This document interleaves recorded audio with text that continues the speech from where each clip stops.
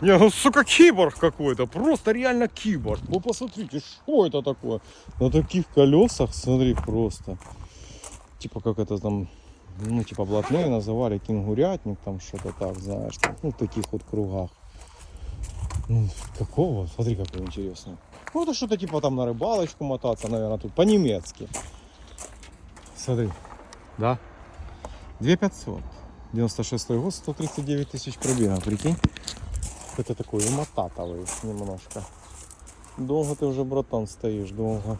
Уже тут ручку какую-то поставили. Прикиньте, не могли открыть. Ну, взяли, отрезали. Ну что, на приколе? Ну, все нормально. Вот так вот. Я в шоке.